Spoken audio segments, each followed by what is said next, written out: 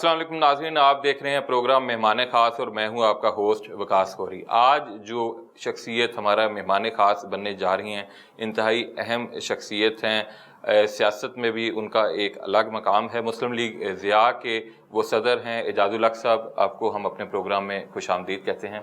बहुत शुक्रिया। का सिलसिला जो है वो शुरू करते हैं इलेक्शन 2024 से। क्या समझते हैं आप, कैसे इलेक्शन हुए? क्या वो जो एक शफाफियत के तकाजे हैं वो पूरे हुए? देखिए, पाकिस्तान की तारीख में ना किसी इलेक्शन में भी शफाफियत जो है ना वो 100% नहीं हुई।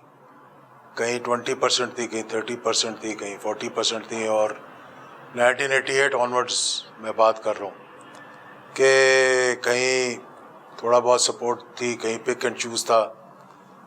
लेकिन ये 2018 के बाद थोड़ा सा ज़्यादा एक्सपोजर ज़्यादा हो गया। उसका 2-3 वजूहत हो सकती हैं। एक तो सोशल मीडिया बहुत एक्टिव है, जो 80s में नहीं हुआ करता था, 90s में नहीं हुआ करता था। 2000 के बाद ये शुरू हुआ ट्रेंड जो था कि पीटीवी के अलावा बहुत से टेलीविज़न स्टेशन आ गए। तो आपने देखा होगा IGI बनी, किस तरह बनी। आज भी वो जो केस असगर खान केस लगा हुआ है सुप्रीम कोर्ट में, उसका फ़ैसला नहीं आया अभी तक।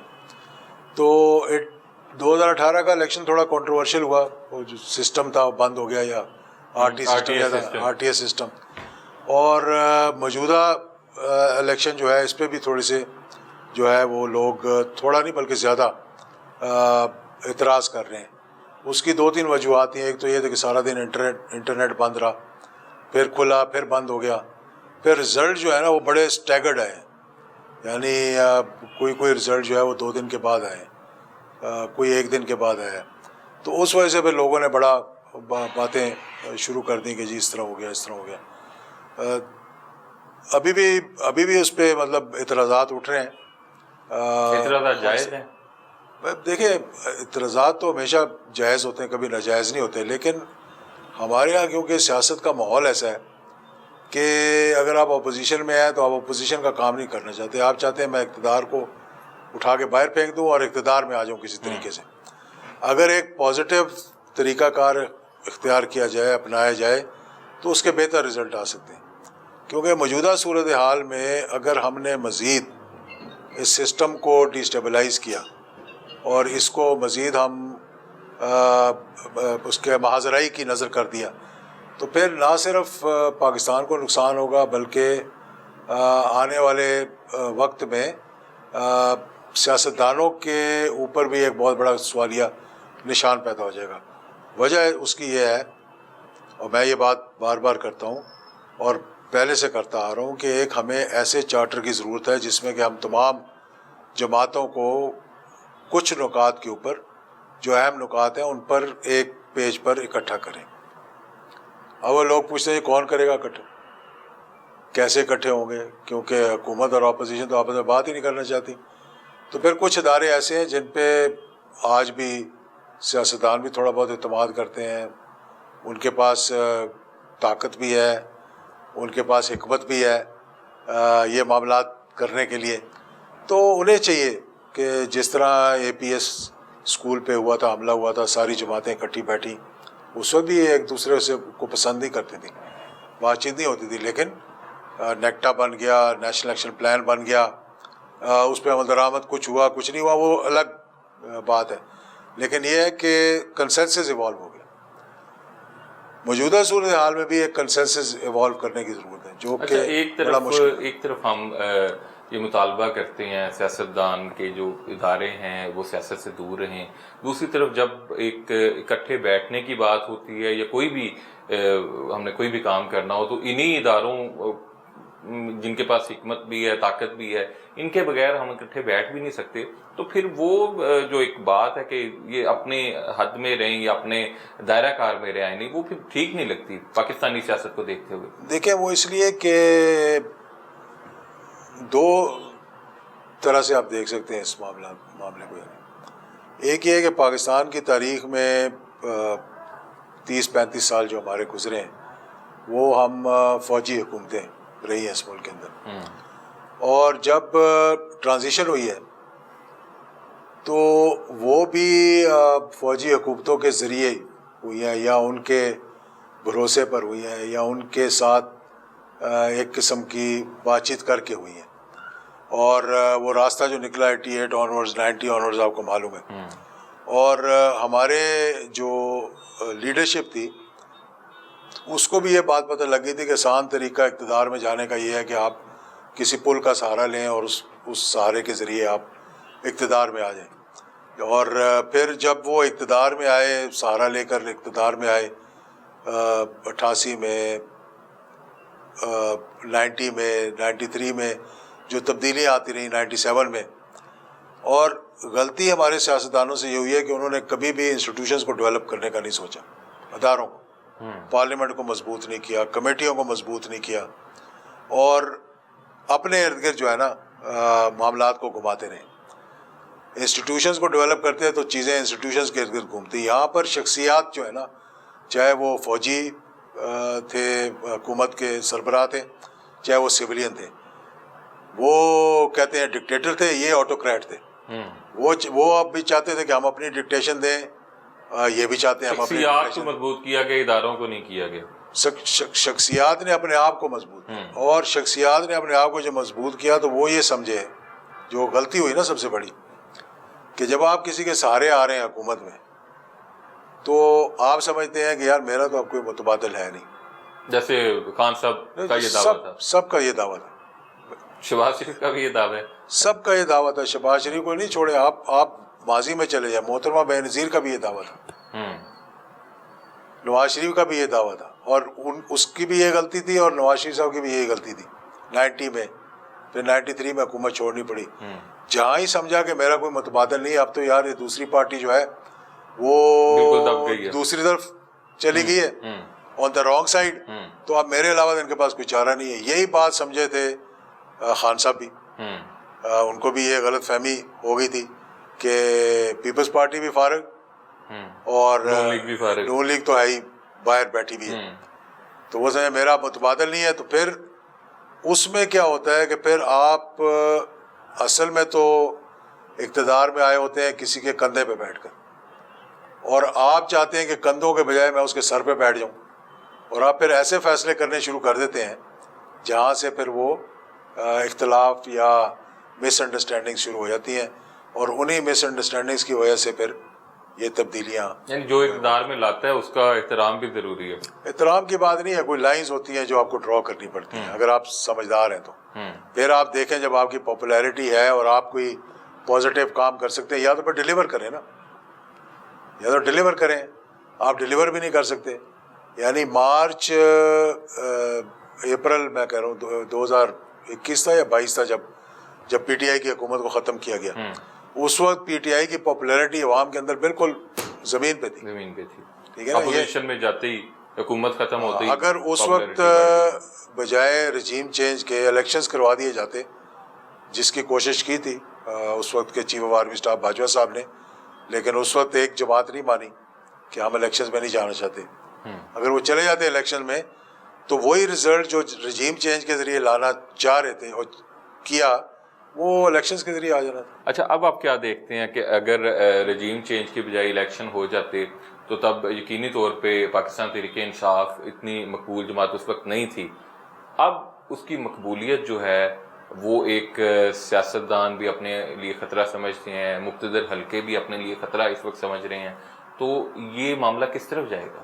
دیکھیں, پاپولیرٹی ہونا ایک اور بات ہے, اس پاپولیرٹی کو کنورٹ کرنا اپنے فیور میں وہ ایک اور بات ہے. یہ بھی ایک پولیٹیکل جو ہے نا سوچ رکھنے والے لوگوں کے لیے سمجھنے کی بات ہے. آپ بہت پاپولر ہو سکتے ہیں لیکن آپ اس کو کنورٹ نہیں کر سکتے اپنی پاپولیرٹی کو, تو اس پاپولیرٹی کا تو کوئی فائدہ نہیں نا.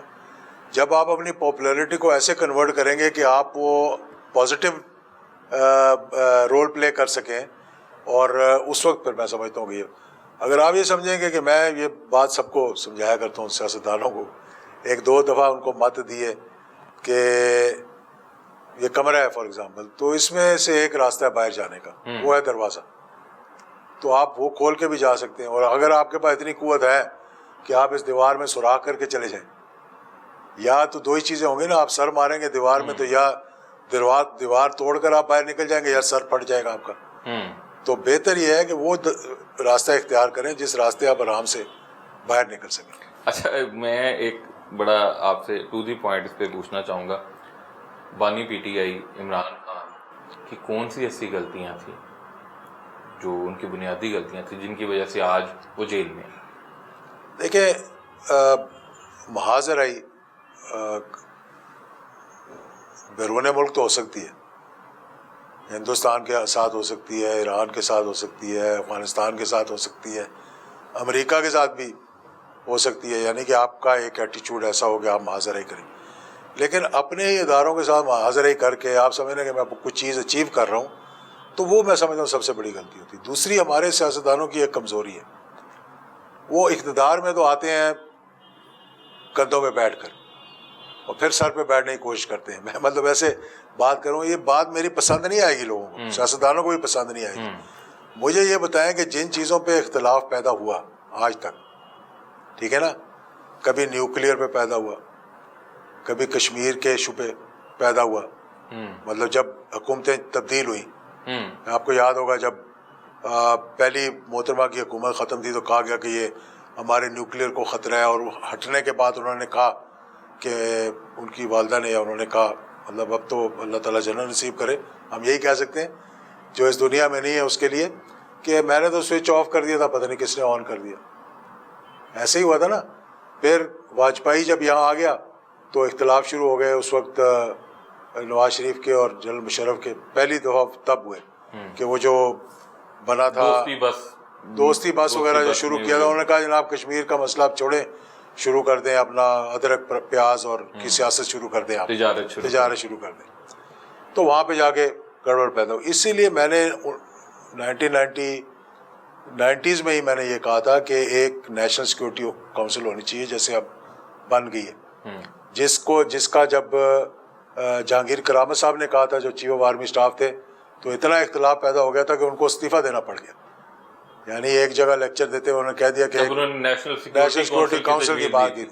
تو میں نے یہ تجویز دی تھی کہ اگر ایسے چھوٹے چھوٹے ایشوز پیدا ہوتے ہیں تو ایک ایسا فورم ہونا چاہیے کہ جہاں آپ بیٹھ کر ان اختلافات کو دور کر دیں. بلکہ میں تو کہتا ہوں جس میں اس نیشنل سیکورٹی کونسل میں حکومت اور اپوزیشن دونوں کو بیٹھنا چاہیے. اچھا, جو آپ نے غلطیاں گنوائی اس میں سب سے بڑی غلطی عمران خان کی 9 مئی نہیں تھی؟ دیکھیں 9 مئی تک آتے آتے بہت سا پانی جو ہے نا وہ پلوں کے نیچے سے گزر گیا تھا. وہ ایک مائنڈ سیٹ ہے جس کو آپ نے محاذرائی کی طرف لے کر گئے. وہ میں نہیں کہہ سکتا کہ وہ اس کے پیچھے مطلب انہی کا ہاتھ تھا کہ انہوں نے کہا جاؤ بھی یہ کرو, لیکن لوگوں کو اس طرح تیار کر دیا, اور اس سوشل میڈیا کے ذریعے اور بیانات کے ذریعے عوام میں اور اداروں میں ایک تناؤ پیدا ہو گیا. تناؤ ان دا سینس کہ دوری پیدا ہو گئی, اور وہ دوری اس لیے پیدا ہوئی کہ آپ نے ڈائریکٹ الزامات لگانے شروع کر دیے. اب دشمن بھی یہ چاہتا تھا کہ آپ میں دوریاں پیدا ہوں تاکہ ملک کے اندر جو ہے وہ حالات خراب ہوں. یا آپ کا سوشل میڈیا جو ہے, اگر آج 1000 اکاؤنٹ ملک کے اندر سے لوگ چلا رہے ہیں تو 5000 اکاؤنٹ ملک کے باہر سے بھی ایسے چل رہے ہیں جہاں پر ایسی خبریں دی جاتی ہیں کہ جہاں پر کنفیوژن پیدا کی جائے. تو وہ ایک ایسا ریڈ لائن, یہ ہماری ریڈ لائن ہے, یہ ہماری ریڈ لائن ہے, وہ ریڈ لائن کرتے کرتے آپ نے ساری چیزیں عبور کر لی. تو وہاں پہ جا کے یہ اختلافات جو ہیں وہ سامنے آنے ہی تھے, لازمی بات ہے. آپ کو کیا لگتا ہے کہ تحریک انصاف آنے والے وقت میں اپنا جو وجود ہے اس کو اسی طرح برقرار رکھ سکے گی, جو ہرڈلز ہیں اس کے سامنے ان پہ اوور کم کر لے گی؟ دیکھیں سیاست کے اندر اب تو اگین میں وہی کہوں گا, اویئرنیس زیادہ ہے, پہلے اتنی اویئرنیس نہیں تھی. 1999 میں اور 1988 کے بعد 90 کے بعد محترمہ نے, آصف زرداری نے بھی اسی قسم کی مشکلات کا سامنا کیا, لیکن اس وقت لوگوں میں اتنا شعور نہیں تھا, اتنا ایکسپوجر نہیں تھا تاکہ اس کا پتہ لگ سکے. اب آصف زرداری کو آپ دیکھیں تو میرے خیال میں کتنی اس نے قید کاٹی, کوئی کہتا ہے 9 سال, کوئی کہتا ہے 8 سال, کوئی کہتا ہے 11 سال وغیرہ وغیرہ. محترمہ نے بھی قید کاٹی, چاہے وہ مارشل لاء کے دوران کاٹی یا ویسے کاٹی. نواز شریف نے بھی 99 کے بعد ایگزیکٹلی یہی پوزیشن تھی جو آج عمران خان کی. ٹھیک ہے کہ نہیں؟ یعنی خان صاحب بھی نکل ہی جائیں گے جہاز اغوا کر لیا یا جو کر لیا, لازمی بات ہے. دیکھیں چیزیں تو تبدیل ہوتی ہیں نا. اور اب وہ یہ کہتے ہیں جی کہ آپس میں یہ معاملات کب ٹھیک ہوں گے, جس دن نواز شریف نے سوچ لیا کہ یار اب میں 2 سال ہو گئے ہیں یا 1.5 سال ہو گیا, میں ادھر اٹک جیل میں پڑا ہوا ہوں یا لانڈی جیل میں پڑا ہوا تھا یا فلانی جگہ, اب وقت آ گیا کہ مجھے ذرا تھوڑا سا اپنا پوسچر, اپنا انداز تبدیل کرنا چاہیے, تو پھر بات چیت شروع ہوگی.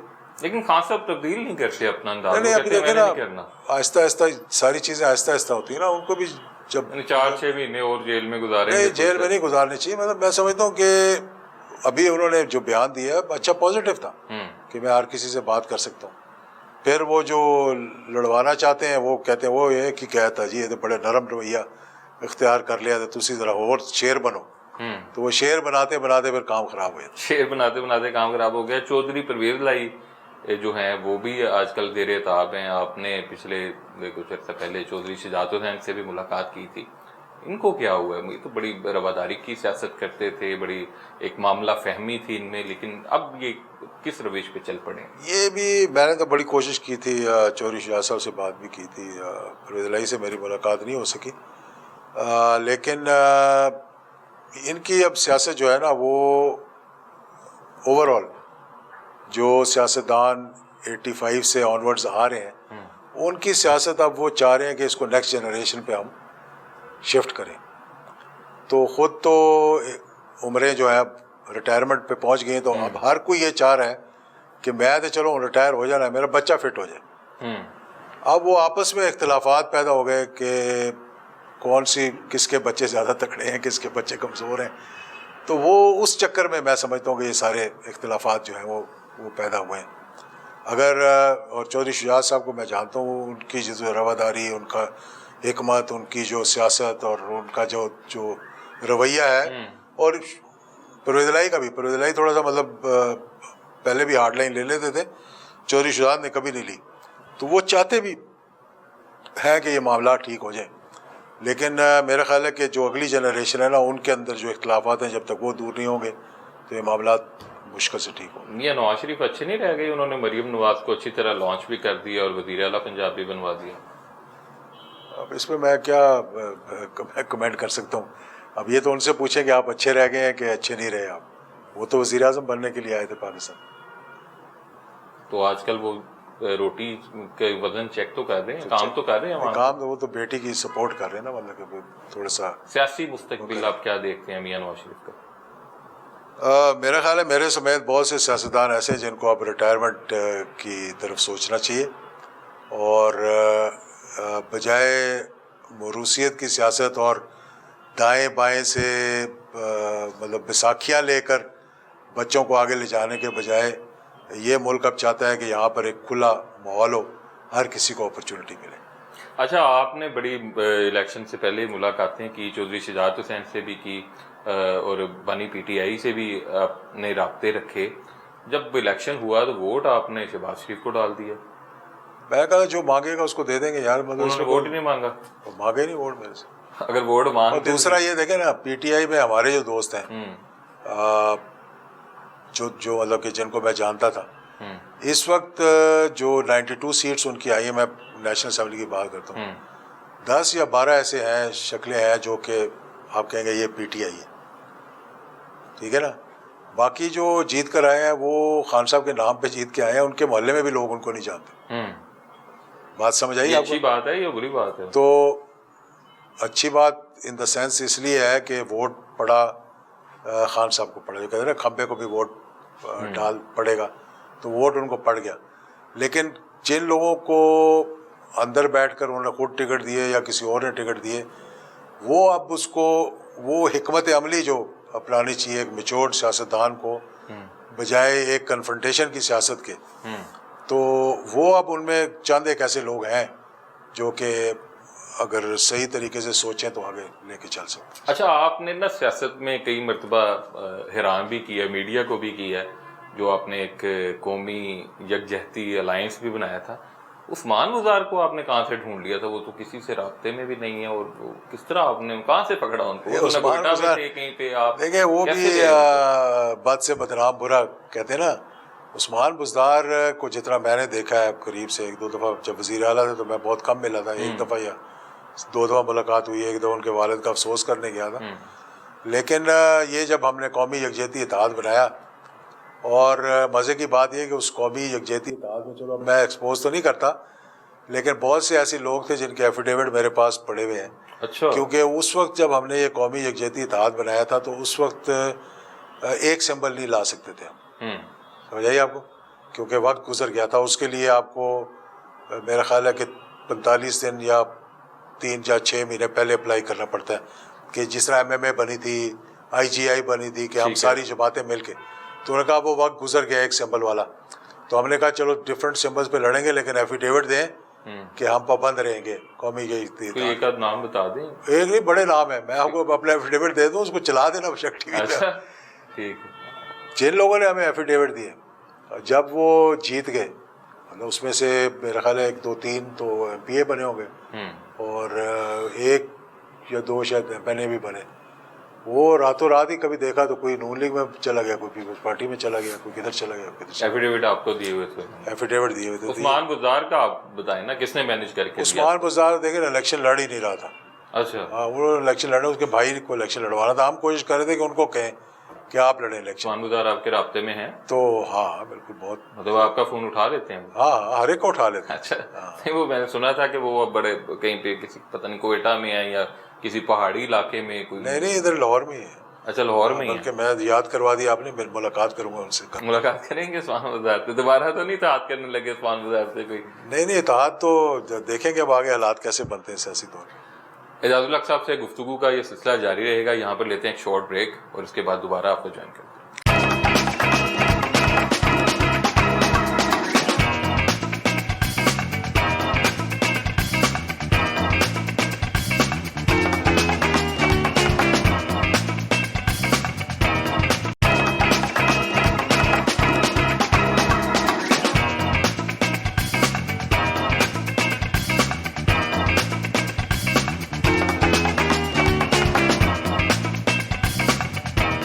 ویلکم بیک ناظرین. اعجاز الحق صاحب ہمارے ساتھ ہیں. مزید گفتگو ان سے کرتے ہیں، اور کچھ نئے سوالات بھی ہیں جو آپ سے کرنے ہیں.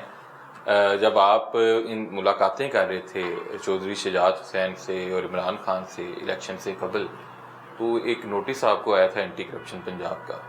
وہ کہاں گیا نوٹس؟ وہ ختم ہو گیا، کلیئر ہو گیا؟ تو ایک دو جب نوٹس آ جائے ایسے ختم ہو جاتے ہیں. اچھا. پھر وہ لگے ہوئے ہیں، پیشیاں بھگت رہے ہیں، جا رہے ہیں، بات چیت کر رہے ہیں، اور چل رہا ہے کیس ابھی تک. ابھی چل رہا ہے کیس؟ ہاں، کیس چل رہا ہے. جان چھڑانی بڑی مشکل ہے. تو انہیں کہیں اب چھوڑ دیں جان. اب تو وہ علیم خان نے ایک مرتبہ کہا تھا نا کہ ہنتے وزیر اعلیٰ بن گیا، ہنتے میں نوٹس بھیجنا بند کرو. تو آپ ابھی یہ کوئی کہہ رہے ہیں؟ کوشش کر رہے ہیں، ان کی ریکوائرمنٹ جو ہے وہ پوری کر دی ہم نے. اچھا. اینٹی کرپشن کا نہیں تھا، FIA کا تھا. اچھا. اینٹی کرپشن کے 3 4 تھے، وہ بعد میں وہ ختم ہو گئے. اچھا، اینٹی کرپشن کے ختم ہو گئے ہیں، FIA کا جو ہے وہ بھی باقی ہے. ٹھیک ہے. اب یہ بتائیں کہ آپ کو کیا لگتا ہے کہ جو حکومت ایک نئی بنی ہے جس میں آصف علی زرداری جو ہیں وہ ایک مرتبہ پھر صدر ہیں، وزیر اعظم شہباز شریف ہیں، یہ جو اونٹ ہے یہ آپ کو کس کروٹ بیٹھتا دکھائی دے رہا ہے؟ دیکھیں، موجودہ صورتحال میں اس پورے سسٹم کو چلانا بڑا مشکل کام ہے. آصف علی زرداری ایک قسم کے ذرا تھوڑے صدر جو ہے نا اس وقت، تو اس کی تو کوئی ایسی پاورز ہے ہی نہیں اس کے پاس. لیکن وہ اپنا ڈرائیو کرتے ہیں strength from the party, political party. تو ان کا ایک صدر کی حیثیت سے بھی ایک پازیٹیو رول بھی ہو سکتا ہے، ایک نیگیٹو بھی ہو سکتا ہے. کہ وہ چاہیں گے تو حکومت چلے گی، وہ چاہیں گے تو حکومت گر سکتی ہے. اسی طرح MQM بھی ہے. تو کولیشن حکومتوں کو چلانا ایک بڑا مشکل کام ہے. پہلی بات تو یہ ہے. دوسری بات یہ ہے کہ یہاں پہ جو پولیٹیکل پارٹیز ہیں وہ انتظار میں بیٹھی ہوئی ہیں کہ جی ہماری باری کب آئے گی. کچھ خواہش مند بھی ہیں لوگ، تو اس کو چلانے کے لیے صرف پی ٹی آئی بیٹھی ہے، سب حکومت میں نہیں نا، حکومت میں ہوتے ہوئے بھی کئی حکومت میں نہیں ہوتے. ہاں جیسے ایم کیو ایم ابھی حکومت میں ہے وہ کہہ رہے ہیں جی کہ ہمیں اور بھی بڑا مہمان کی طرح ٹریٹ کیا جا رہا ہے، اور اسی طرح پیپلز پارٹی جو ہے وہ حکومت میں ہے لیکن نہیں بھی ہے، کیونکہ انہوں نے وزارتیں تو لی کوئی نہیں. تو اس لیے وہ بھی اب انتظار میں بیٹھیں گے کب معاملات جو ہے. تو میں نے کہا دونوں پازیٹیو نیگیٹو دونوں رول ادا کیے. اس لیے میں ایک بار بار کہتا ہوں کہ یہ حکومت کو انیشیٹو لینا چاہیے کہ سب کو ایک پیج پہ لے کر آئیں. کم از کم ایس آئی ایف سی ہے، میں سمجھتا ہوں ایک بڑا اچھا ادارہ بنا، کیونکہ لوگوں کا تو باہر کے ملکوں میں تو حکومت پہ بہت کم اعتماد ہے. ابھی بھی جو سرمایہ کاری ملک کے اندر آ رہی ہے اس میں ایس آئی ایف سی کا ایک بہت بڑا کردار ہے، ایس آئی ایف سی بنانے والوں کا بہت بڑا کردار ہے، یعنی کہ اسٹیبلشمنٹ کا بہت بڑا کردار ہے. تو خود جو ٹربل شوٹنگ ہے ماضی میں بھی چیف آف آرمی اسٹاف کرتے رہے. اب آپ کہیں گے جناب فوج کیوں بیچ میں آ جاتی ہے، اور موجودہ صورتحال میں بھی یہ ٹربل شوٹنگ جتنی ہے اور کوشش جو ہے یہ چیف آف آرمی اسٹاف کی زیادہ ہے. اور لوگ کہتے ہیں جی ایس آئی ایف سی بنی کیوں بنی. دیکھیں باہر کے ملکوں کا موجودہ حکومتوں پہ اعتماد ہی بالکل نہیں ہے. آپ کے کیسز تو ختم ہو گئے لیکن آپ کی پرسیپشن ختم نہیں ہوئی ابھی. وہ یہ سمجھتے ہیں کہ یہ پاکستان ایک کرپٹ ملک ہے، ہم نیچے سے کتنے نمبر پہ ہیں، یہاں پہ کوئی رول آف لا نہیں ہے. ٹھیک ہے نا. ہماری عدالتیں بھی جو ہے ماشاءاللہ کبھی وہ ختم نبوت کا کیس جو ہے وہ کہیں سے نکال کے لے آتے ہیں، کبھی کسی کا یہ ذوالفقار علی بھٹو کا کیس نکال کے لے آئے 45 سال کے بعد، اور اپنے ہی پیروں پر کلاڑی مار رہے ہیں. باہر بتا رہے ہیں جی کہ ہماری عدالتیں ماضی میں بھی صحیح کام نہیں کرتی تھیں اور اب بھی صحیح کام نہیں کر رہی. تو یہ پورے سسٹم کی ایک اوور ہالنگ کی ضرورت ہے. اور یہ میں آپ کو بتا دوں کہ اگر اس دفعہ یہ موجودہ حکومت نہ چلی تو یہ پورا نظام ہی پھر تبدیل ہوگا. یہ ہو سکتا ہے کہ پارلیمنٹری فارم آف گورنمنٹ ہی نہیں رہے اس ملک کے اندر. بہت بڑی بات کر رہے ہیں میں کہ بتا سب رہا کچھ ہوں، لپیٹ دیا جائے گا. مطلب جب چلے گا نہیں تو پھر کیا ہوگا اس کے بعد. اس طرح تو کوئی نہیں چلائے گا دھکے شاہی سے. جب آپ کے پاس تنخواہیں دینے کے لیے پیسے نہیں ہوں گے، آپ اپنے جو ادارے ہیں جس کی نجکاری کر رہے ہیں اس کو اونے پونے بیچیں گے سروائیول کے لیے.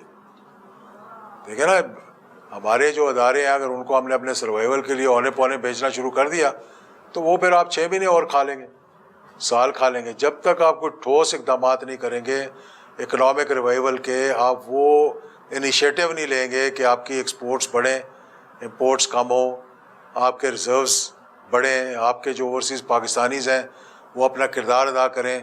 اب ان کا یہ ہے کہ ان کا کیونکہ ایک پارٹی کے ساتھ تعلق ہے زیادہ، یعنی کہ منسلک ہیں، میجورٹی جو ہے وہ میں مطلب اس میں کوئی آڑ نہیں، میں کہوں پی ٹی آئی کے ساتھ زیادہ دیکھ رہے ہیں. تو اگر باقی سارے ان کے خلاف ہو جائیں گے یار کہ اوورسیز پاکستانی کو چھوڑ دیں. یہ وہی اوورسیز پاکستانیز ہیں جن کی ریمیٹنسز ہماری 32 ارب کے قریب پہنچ گئی تھی، اب وہ میرے خیال میں 24 بھی نہیں رہ گئی.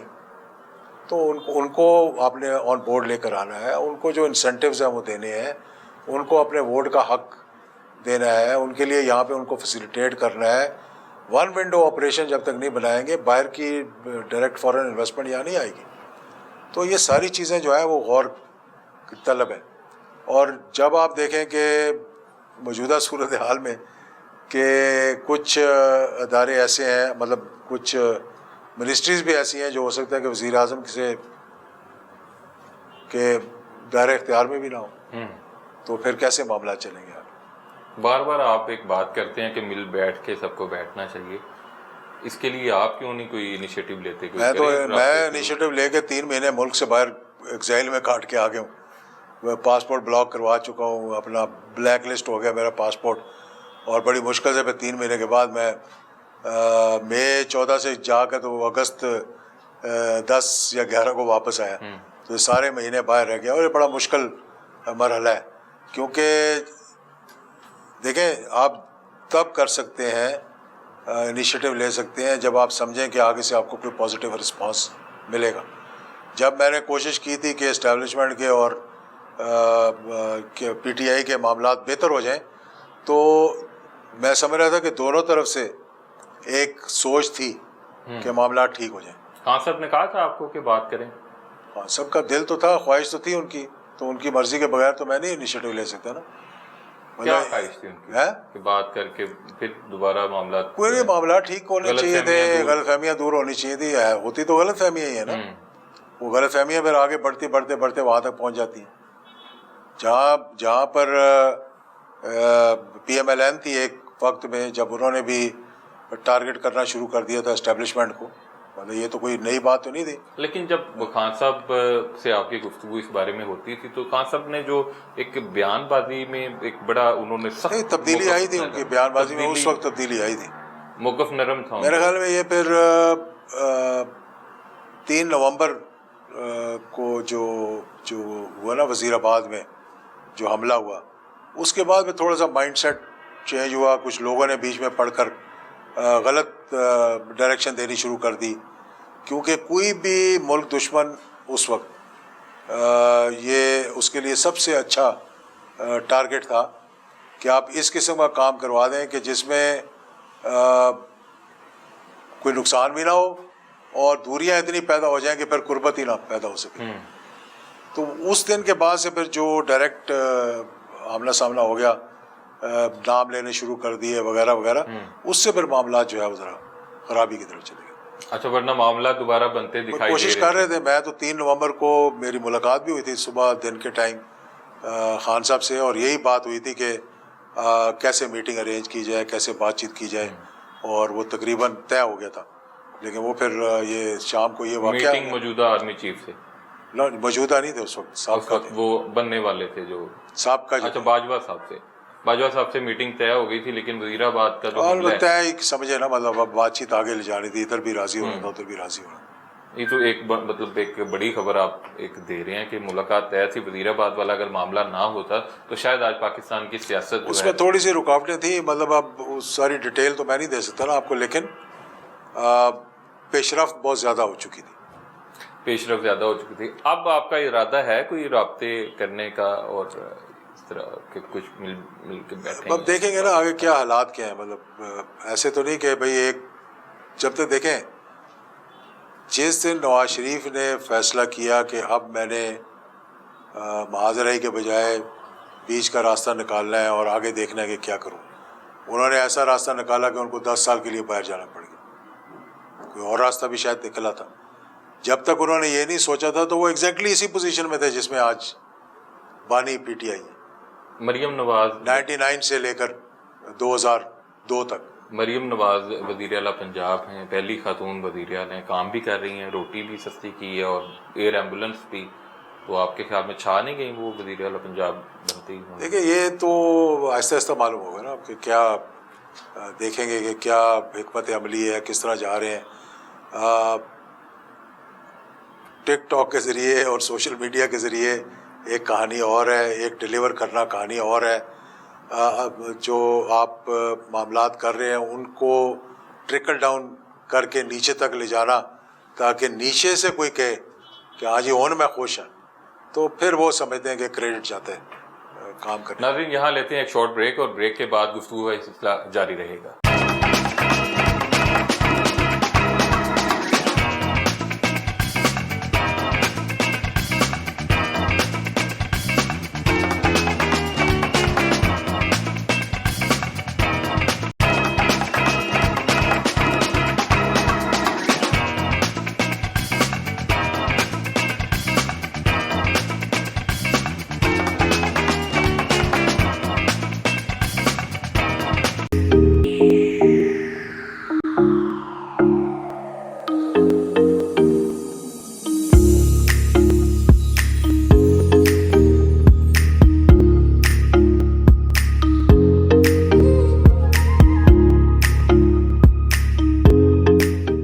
اچھا اعجاز الحق صاحب، بتائیے گا آپ کے والد جو ہیں وہ سب سے لمبے عرصے کے لیے آرمی چیف رہے، صدر پاکستان بھی رہے، تو آپ کا بچپن کے ساتھ کیسا گزرا؟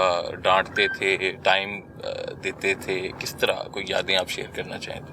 دیکھیں بچپن میں زیادہ عرصہ تو ڈفرینٹ شہروں میں گزرا، جیسے کہ نوشہرہ میں میری پیدائش ہوئی اور گھر پشاور میں تھا. اس وقت جو میرے گرینڈ پیرنٹس تھے، دادا دادی، وہ پشاور میں رہتے تھے، تو پشاور آنا جانا بہت رہتا تھا ہمارا. پھر اس کے بعد پنڈی میں کافی عرصہ گزارا. وہ جب میجر تھے یہاں پہ ضمیر جعفری اور وہ اکٹھے کام کیا کرتے تھے. تو اس کے بعد میں کوئٹہ کافی عرصہ گزارا. ملتان جو ہے وہ مین پیریڈ جو ان کی سروس کا تھا وہ مین ملتان میں گزارا. تو 10ویں جماعت تک تو اکٹھے رہے اور مطلب بڑا گھر کا ماحول تو ہمارا بہت ہی فرینڈلی تھا. ان کے ساتھ بات چیت کرنی اور مطلب گیمز کھیلنی, رائڈنگ کرنی, گولف کھیلنی ساتھ. تو کوئی ایسا نہیں تھا جو لوگ سمجھتے نا تاثر کبھی سختی تھی, ایسی کوئی بات نہیں. گھر کا ماحول ایسا نہیں تھا جب تک کہ کوئی لائن ہم کراس نہیں کرتے تھے. ہمارے ریڈ لائن ہوتی تھی نا, یعنی ریڈ لائن جب بھی کراس ہوگی اس کی سزا ملتی ہے ہمیشہ. تو ہماری ریڈ لائن تھی 1-2 کہ بھائی مغرب کے بعد گھر پہ ہونا چاہیے, اس سے پہلے کھیلو, اور اگر اس کے بعد باہر رہنا ہے تو پوچھ کے جاؤ. اور دوسری ریڈ لائن یہ تھی کہ اگر کسی چیز سے ممنوع ہے تو اس کے قریب نہیں جانا. تو ایک دفعہ وہاں سوئمنگ جو ہے ممنوع ہوئی ہوئی تھی پولیو کی وجہ سے کوئٹہ میں. تو میں بہن بھائیوں کو لے کے جا کے ڈبکی لگا کر آ گیا تھا. تو پھر بڑی سختی ہوئی تھی اس وقت. اچھا. یعنی وہ اپسیٹ ہوئے تھے کہ کیوں کیا اس طرح. کیا شوق سے کھاتے تھے جنرل؟ بہت سادہ کھانا, سبزی, کڑی, کچنار, ایسی چیزیں. آلو گوشت بہت پسند تھا ان کو, اور اس قسم کی چیزیں جو تھیں وہ زیادہ. آپ کیسے اسٹوڈنٹ تھے بچپن میں؟ آپ بعد میں ایک امریکن بینک میں جا کے آپ نے نوکری کی, تو آپ کا فوج میں آنے کا کبھی دل نہیں چاہا؟ یا فوج میں اپلائی کیا تھا ہم نے اس وقت جب ایسٹ پاکستان الگ ہوا, بنگلہ دیش بنا, تو اس وقت سب کو جذبہ تھا, جوش تھا, تو اپلائی بھی کیا تھا. ایک قسم کی سلیکشن بھی تقریباً ہو گئی تھی. لیکن میرے والد کیونکہ باہر تھے, وہ واپس آئے, تو ایک آپشن انہوں نے دیا کہ بھائی کچھ میرے پاس کیا کہتے ہیں پیسے بھی ہیں, یعنی کچھ عرصے کے لیے فیس دینے کے لیے 3 مہینے یا 6 ماہ کے لیے, تو باہر جانے کا آپشن ہے اگر جانا ہے. تو لازمی بات ہے اس وقت یہ سوچا کہ بھائی یہاں پہ جائیں, فوج میں جائیں یا باہر چلے جائیں. تو باہر کو آپشن دے دیا میں نے, باہر جانا. پھر میں امریکہ چلا گیا تھا. پھر 10ویں کے بعد میں ادھر رہا, لاہور رہا 2 سال FC کالج میں. یہاں سے کیا ہم نے. اسٹوڈنٹ مطلب اچھا اسٹوڈنٹ بھی تھا ان دا سینس, اور ہم نے اپنا انجوائے بھی اس اسٹوڈنٹ لائف کو بڑا کیا. یعنی اچھا, ہمارا گردی اور آگے پیچھے فلمیں جو. کون سی فلم پسند تھی؟ کون سی اداکارہ پسند تھی؟ وہ ان دنوں میں جو تھا جب ہم when we were growing up, تو زیبا محمد علی تو آئیڈیل ہوتے تھے نا اس وقت. تو ہم لاہور میں تو کئی دفعہ ہم ایسے یہاں پہ دیتے, وہ زیبا کو دیکھنا ہے لڑکوں نے کہا, تو ہم جا کے گھر کے باہر کھڑے ہو گئے, کب نکلیں گے باہر تو ہم دیکھیں گے. ان کے بعد پھر محمد علی صاحب کے ساتھ میری چھوٹی بہن کی ذہن کا بڑا تعلق بن گیا, تو گھر پہ بھی ان کا آنا جانا شروع ہو گیا تھا ہمارا. اچھا, تو کوئی بچپن کی ایسی یاد جو آپ آج شیئر کرنا چاہیں, زمانہ طالب علم کی کوئی ایسی شرارت جو آپ نے FC کالج میں کی ہو جو آپ کو آج بھی یاد ہے؟ دیکھیں, شرارتیں تو ہم نے بڑی کی ہیں. جب یہاں پر ایک دفعہ لاہور کا ہی ایک قصہ تھا یہ, یہاں پہ ایک چوک فوارہ ہوا کرتا تھا اس جگہ پہ جہاں سے ہم گزر رہے ہیں. تو لبرٹی سے آگے ہمارا FC کالج تھا. تو ایک دن ہم پریکٹیکل کر رہے تھے. ہمیں اس زمانے میں یہ ہوتا تھا کچھ بہانہ ہو, کوئی پھڈا ہو کہ کلاس سے نکلیں باہر. تو وہ جلوس آیا, ہمیں پتہ بھی نہیں تھا کہ کس چیز کا جلوس ہے. یہ 1971 72 71 کی بات ہے میرے خیال, یا اس سے پہلے کی بات ہوگی, مجھے پتہ یاد نہیں اب کیا ڈیٹ تھی. تو یہاں پہ جلوس نکل رہا تھا, ہم بھی بیچ میں شامل ہو گئے, نعرے لگانے شروع کر دیے. چھوٹی منی مارکیٹ پہنچے تو آگ لگاؤ جی شراب کی دکانوں کو, آگ لگاؤ. اندر میں 1-2 دکانیں ہوتی تھیں وہاں. کرتے کرتے جب یہاں آئے تو لاٹھی چارج شروع ہو گیا. جب واپس بھاگ کے پہنچے تو ہم نے پوچھا ہوا کیا تھا یار, جلوس تھا کس لیے؟ تو ہمیں یہ بھی نہیں پتا تھا, لیکن ہم شامل ہو گئے. یہاں تک شامل ہو کے مطلب 2-3 میل بنتا تھا. پھر یہاں سے دوڑ لگائی, جو ڈنڈے پڑے تو لبرٹی تک ہم نے منی مارکیٹ کراس کر کے لبرٹی, اور وہاں سے پھر ہم اندر سے جایا کرتے تھے ہاسٹل میں واپس. تو پتہ لگا کہ وہ کوئی خاکہ چھپ گیا تھا حضور صلی اللہ علیہ وسلم کے بارے میں ٹائم میگزین میں, تو اس کی وجہ سے وہ جلوس نکلا ہوا تھا. تو اس قسم کی چیزیں جو تھیں وہ پیش ہوا کرتے تھے. پھر ہاسٹل سے نکل کر بھاگنا، پکڑے جانا کئی دفعہ. وہ باڑ ہوتی تھی ہمارے شام کو 9 بجے ایسے کچھ نا بند ہو جاتے تھے گیٹ کہ باہر نہیں جا سکتے، تو ہم نے وہ سوراخ بنائے ہوئے تھے، اس میں سے نکل جانا. کبھی 9 سے 12 مووی دیکھی، پھر واپس آئے اسی سوراخ میں سے واپس گھس گئے. پھر ایک دو دفعہ طبیعت بھی تھی وہ آرڈر نے، وہ کس کی نہیں ہوتی مطلب ایسا کچھ نہیں تھا، لیکن مطلب ٹھیک تھا. تنہائی میں کبھی گنگناتے ہیں؟ آواز اتنی اچھی نہیں ہے، لیکن لازمی بات ہے. کیا کسی گنگناتے ہیں زمانے اگر آپ کوئی غزل، جو بھی کوئی ایک جملہ؟ کبھی کوئی مہدی حسن کا کوئی گانا تھا، ایک دو گانے بڑے پسند تھے کہ میں نے ہاتھوں کی لکیروں سے چرایا ہے تجھے، اچھا، میں تو مر کر بھی میری جان تجھے چاہوں گا. تو اس قسم کے 2-4 گانے ہیں جو بہت پسند ہیں. اچھا، آج کی اگر بات کی جائے، آج کی اداکاراؤں میں یا اداکار میں آج کل کس کو آپ پسند کرتے ہیں؟ آج کل موویز زیادہ دیکھی نہیں ہیں. بچے ہیں چھوٹے چھوٹے، مطلب 1-2 کو جانتا ہوں، تو ان کی کبھی مووی دیکھ لیتے ہیں اگر لگی ہو. علی رحمان ہے فار ایگزامپل، وہ ہمارے بچوں کا کلاس فیلو تھا، تو اس کے ساتھ شروع سے دے گرو اپ ٹوگیدر. تو اس کا کوئی ڈرامہ آیا ہو یا مووی آئی ہو تو جا کے دیکھ لیتے ہیں، یا اور کوئی اچھی مووی آئی ہو تو دیکھ لیتے ہیں. لیکن ایسا میں پرٹیکولر اس طرح نہیں کہہ سکتا جس طرح اس زمانے میں 1-2 ایکٹریسیں بڑی مشہور تھی نا، زیبا ہوگی، دیبا ہوگی ہمارے زمانے میں، کہ آج کل کون ہے مجھے پتہ بھی نہیں ہے. تو کبھی کبھی کوئی اچھا اگر ڈرامہ آیا ہو، جو آج کل پاکستانی ڈرامے بہت اچھے ماشاء اللہ انڈیا میں بھی بڑے مشہور ہوئے ہوئے، عشق مرشد ہے آج کل جو چل رہا ہے، تو اس قسم کے ڈرامے دیکھ لیتے ہیں بیٹھ کر. ڈرامے دیکھ لیتے ہیں بیٹھ کر. لاہور میں آپ نے آفس بنایا اپنی سیاسی جماعت کا، رہائش آپ نے اسلام آباد میں رکھی ہوئی ہے. کون سا شہر آپ کو زیادہ اپیل کرتا ہے رہنے میں، جہاں پہ آپ کو رہ کے؟ دیکھیں میں راولپنڈی میں، اصل میں ہم شروع سے میری والدہ نے گھر بنایا تھا، تو اسی گھر میں رہ رہے تو آدمی ذرا مانوس ہو جاتا ہے. دوست وغیرہ زیادہ لاہور میں، اور لاہور ہے، تو لاہور آنا جانا رہتا ہے. یہاں جب بھی میں آتا ہوں تو آفس یہاں بنایا ہوا، ہم نے کسی سے ملنا ہو، کوئی میٹنگ کرنی ہو تو وہ ایک اچھی جگہ بیٹھ جاتے ہیں. کنوینئنٹ بھی ہے، آنا جانا لوگوں کے لیے بڑا آسان ہے. تو ہفتے میں نہیں تو 2 ہفتے بعد ایک چکر لگ جاتا ہے یہاں، 1-2 دن کا، تو سب سے ملاقات ہو جاتی ہے یہاں پہ، دیکھ کے مارے گا. تو کتابیں پڑھتے ہیں آپ؟ ٹائم مل جاتا ہے؟ کتابیں پڑھتا ہوں، کوئی ہسٹری کی، کوئی ریجن کی اگر کوئی ہو، کوئی افغانستان کے بارے میں ہو، کوئی اور اس قسم کی ہو، ہسٹورک کتابیں ہوں، کسی کی بایوگرافی ہو، ویسے شوق ہے ان کو پڑھنے کا. شعر و شاعری سے بھی شغف رہا ہے؟ بہت کم. سننے کے لیے شوق ہے، لیکن یاد نہیں رہتے شعر مجھے. اگر آپ کہیں کوئی شعر سنا دیں تو بڑا مشکل ہو جائے گا. وہ ابھی ایک دوست میں لے رہا ہوں، ان کا میں جا رہا ہوں شعیب بن عزیز کو ملنے، تو اس کا ایک شعر تھا جو بڑا مشہور ہوا کہ اب اداس پھرتے ہو سردیوں کی راتوں میں، اس طرح تو ہوتا ہے اس طرح کے کاموں میں. تو وہ جب بھی مجھے ملتا ہے میں اسے یاد کروا کے، تو اس کا ایک اچھا شعر تھا وہ.